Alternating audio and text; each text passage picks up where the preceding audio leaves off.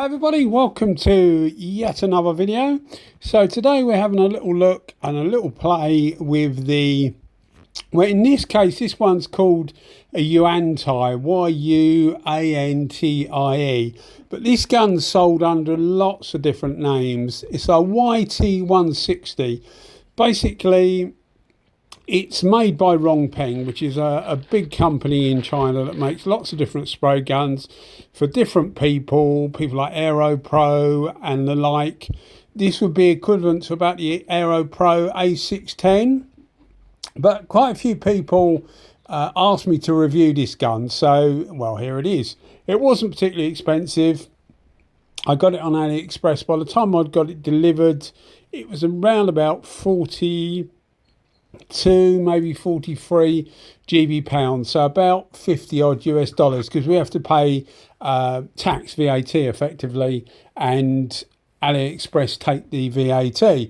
So if you're in the US, this would be cheaper. Some places like Australia, I know you actually pay more than we do, so there's nothing much I can do about that. I know there's been a few guns that I've mentioned and people have said no, they're much more expensive than that. So I guess it's just the way your country treats it and certain tax regimes. But anyway, so the price of the thing is relatively cheap. Whatever amount you're paying for it, it is relatively cheap. So the idea of getting this was to see what it compared like to the A610 and to the R500. The R500 has been out for quite a while. I've got an Aeropro one, but they're all, as I say, made by Rongpengs, the same company. So I did a video, well, a couple of videos actually, on the R500 and the A610. So I'll put a link in the description. But it was just looking at the fan patterns of the different guns, of these different guns, etc. Just to give you an idea of what you're looking at, really, because some people like a bigger fan, some people like a smaller fan. But what's become evident is that the A610, in my case the Aeropro A610 that I had, they've obviously modified that, and they've put effectively the same cap, or a cap that gives the same pattern as on the R500. Well, this YT160 is exactly the same. So it's a modern, and by that I don't mean modern in design, I mean that it's equivalent to an up-to-date A610. So the A610 and the YT160, as far as I can see, are exactly the same. So what you get with these guns is something that's loosely based, and I say loosely based, on the Iwata W400, the old vulnerable even W400 Iwata. Been around for years and years, lost its pattern by now anyway, but effectively it's a metal on metal sealing technology, in that the tip fits into the gun. There's no seals to need replacing or that can leak effectively, but it does rely on those two surfaces being kept clean, and I don't drop the tip, something like that, because if you drop the tip and you damage that surface, there's a small tapered surface on the tip. If you damage that, then the gun won't seal properly and you'll start getting bubbles through the pot, and it just won't quite spray right. So although it's, you know, maintenance free, you do have to be careful with the components to keep that maintenance free part about it. This particular one wasn't full of grease, and I say that, if you look in the description, you'll see a link to a video I did where the A610 I had and the R500 I had was absolutely full of grease, and I think they seem to have learnt from that. And it was actually inside, it was inside the tract, the air tract of the gun, so there's a good chance that that could pick up, shoot through the inside of the gun and come out in some of your paint, which is obviously grease and paint just do not mix. So it's worth just whipping the back off, and again, if you refer to that video, you'll see whipping the back off, and just make sure that you haven't got one that's packed full of grease, because it just keeps everything cleaner.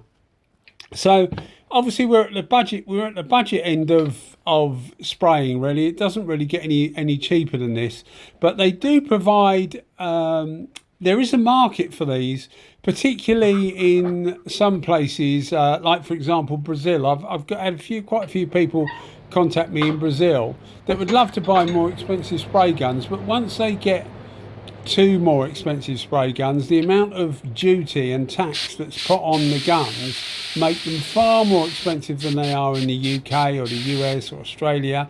It just makes them prohibitive, really. So there is a place for these cheap guns. And you know, I like reviewing them because it gives people a chance to have a look at somebody independent looking at these guns, and it gives them an idea of what they're like. So the idea of watching this video, I guess, for people like you is, what is it like? Well, as I think I started to say at the start, these guns spray all exactly the same now. The A500, the YT160, which is this gun here, and the A610 spray exactly the same. There's other guns out there. I can't list them all because there are absolutely loads of them on Amazon and eBay and AliExpress, places like that. There's lots of guns out there that are the same. They just got different names on them. They might be slightly different colour, but Rongpengs make them all, and they're all to the same design. So what I'm saying for this gun will apply to all of those others as well. So what you get for your money is quite a competent spray gun, really. We're using it here for base coat and clear coat. It's only well, they call it a tank fairing these days. The actual tank is underneath, but this is the fairing that goes over it. I've got quite a lot of stuff to do, some fairings, some side panels, etc. And this was just one part I had to do, and I thought, well, I might as well use this and do a review on it at the same time so that you guys can watch it, basically. And the idea of me doing a review is it's not just based on spraying this. I don't pick up a gun, spray this and tell you what I think. Doing these videos as I do now, it's just a medium for you to watch something while I tell you what I think. That's the idea of it. So some people might think, well, he's only doing this. How can he tell how good the gun is? I've had the gun for about, I don't know, 6 months, 7 months. So my opinion is built up over a period of time. So it's not just on the one object. It's just that this is the best way to bring the video to you. You can see me doing something and I can tell you what I think of the gun. We're using it for base coat, as you see here. This is solid colour. It's pretty good for base coat, to be fair. I use it at about 2 bar, well, exactly 2 bar on this, so it's about 29 psi for base coat, and it performs perfectly well. You see, this was actually in primer to start with.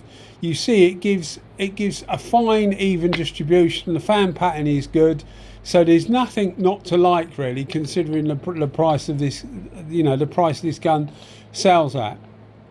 Clear coat, I prefer a higher pressure, and you'll see that soon. You'll see the clear coat soon. I prefer a higher pressure. Some people say you can still use them at 2 bar, 29 psi, which you can, but you do get quite a peely finish, I find. Even if you bump the pressure up to silly pressure, you will still get a slightly peely finish.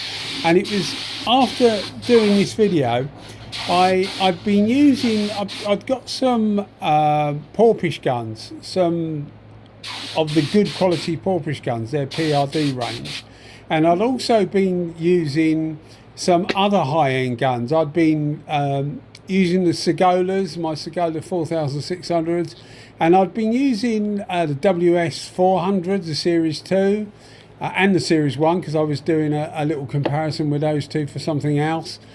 So I'd been using a lot of the higher end guns, and then I came back to this. And when I came back to this, it does make you appreciate that little bit extra that you get for the high end guns. It is noticeable, although if you're not used to using them and you just want a good finish, you'll be absolutely fine with something like this. But the higher end guns do have a little bit, they just make everything a bit better, and they also make it slightly easier as well.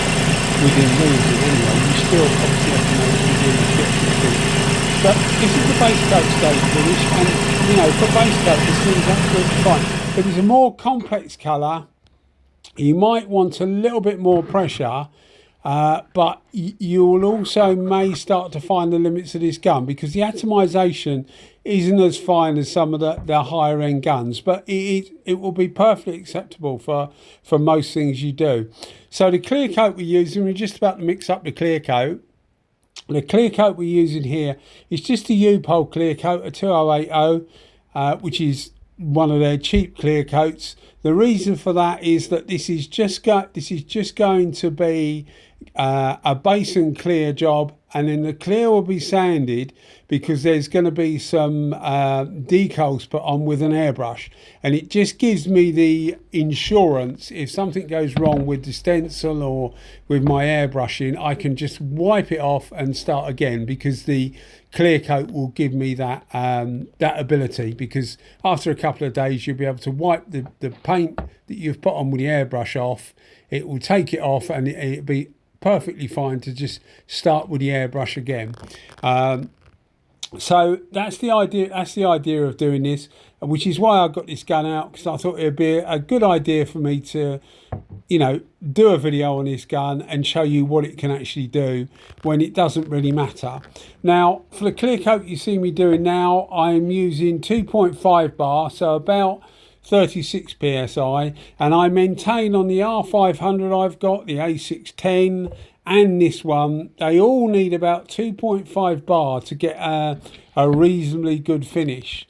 Now the equivalent gun of Iwata, so the W400 Balearia, something like that, you would get away perfectly well with 2 bar and get a slightly better finish.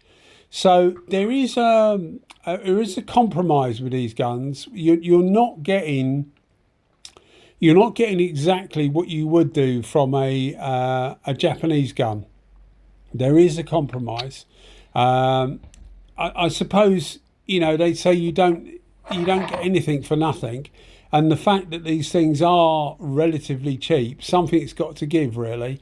I think, as far as I know, they're reasonably reliable. Certainly the ones I've had of these, the 3 that I mentioned, have been reasonably reliable for me. And I haven't had, people saying that loads of them have given them problems. But if you're only paying $40-50 US for a spray gun anyway, then, if it give up after a year and a half, you probably wouldn't be, shouting about it, would you? Because it's just, you pay, I don't know, $1,000 US for something, and it gives up after a year and a half, you're going to be upset, aren't you? Whereas you're paying small money for this, you're not going to be so upset. So yeah, I think they're reasonably reliable for what you're expecting, or what I would expect anyway, at that sort of price. But as I say, it did show the fact that I'd been using some better quality guns. Coming down to this, it did show a slight difference, and whether that difference is worth it or not is up to you, really. There's going to be reasons. There's going to be reasons why you want a cheap gun. That's going to be, you just can't afford a better gun. You've only got one job to do, and it's not worth buying a better gun. You simply don't want to pay that much money for a spray gun. Big money for a spray gun. I get all that. There's lots of reasons why people don't really want an expensive spray gun. So as I said before, these do actually fill a gap, I think, anyway. Going back to the clear coat, you'll see that I've been warming the clear coat in a microwave. I know I keep saying it, but for benefits of people that just found the channel and the video, I don't recommend you warming your clear coat or paint up in a microwave. I'm sure it's not the best thing to do, and I'm sure it's unsafe. However, it is what I do, and it works perfectly well. But particularly with the clear coat, warming up base coat, if you warm up base coat, what you'll find is that it helps the base coat obviously go off faster. So the less time that base coat is wet and tacky, the less chance you've got of picking up little nibs from dust, etc. Because if a piece of dust lands on your base coat and it's dry, you would normally, or I do anyway, just put the gun over it with just the air coming through just before you apply the clear coat. So something like that would just blow away because the base coat's dry.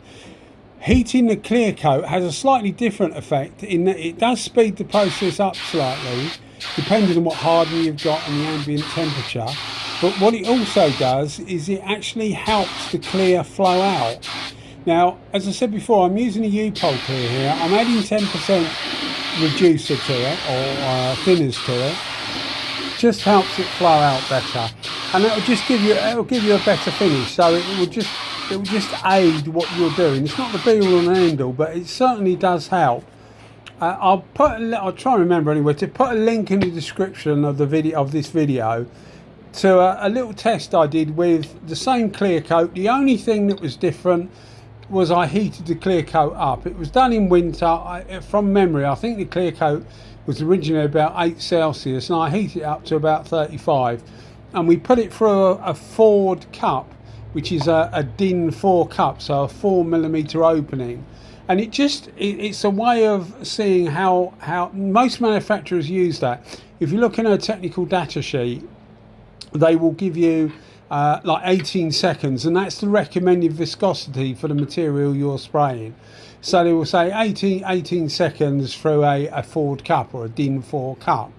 And that's what I was using, and you will see the difference that heating the clear coat up makes, and that will help with the flow of the clear coat. When you're spraying it over, in this case the tank fairing, when you're spraying it over that fairing, the small droplets flow out into each other, and the more they flow, the smoother the surface will be, which seems obvious, but that is what you're aiming for.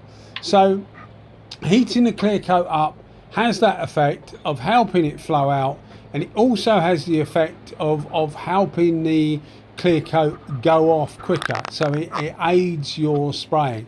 Now if you're in really hot conditions, then you won't need to do any of that. The conditions on this was, let me look at my notes, 14 degrees Celsius, so about what, 52 Fahrenheit, something like that. So it will aid it in giving you a better finish. So just bear that in mind if you are in really cold conditions.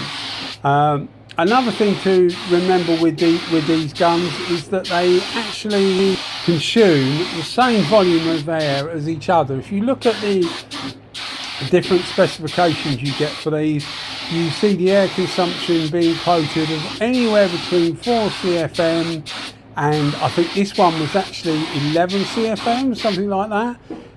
And it's neither of those. This consumes at 2 bar, so 29 psi, about 7.5 CFM. Now that's not exact, but it's pretty damn close. And at 2.5 bar, it's about 10 CFM. So it is actually consuming a reasonable amount of air. And also in the link, I said I'd put a few videos in the link. If you look at one of those, you'll see where I had, in that case it was a Kiwami 4, but the Balearia, the Iwata Balearia, will be exactly the same. Those guns actually are some of the most economical guns air-wise you can get.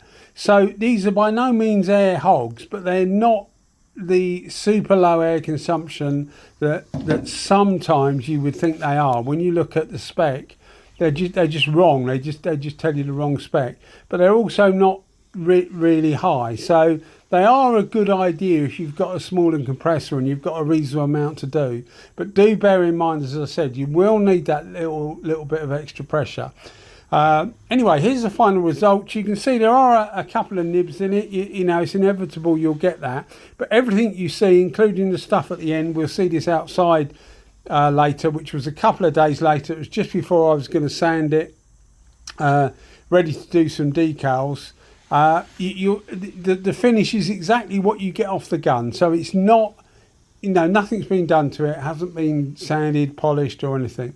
So what I'm getting here, you should be perfectly capable of getting that as well. If you follow the little tips and basically what you've seen me do in this video, you should be able to achieve a similar finish. Don't matter what it is, if it's a car door, a car wing, bike stuff, fairings, whatever.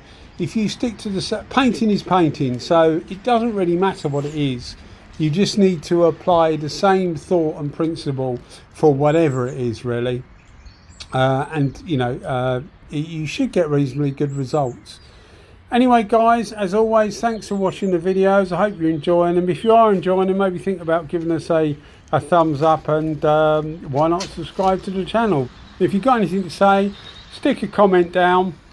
I normally answer all that I can. Cheers guys, thanks as always for watching. Bye bye.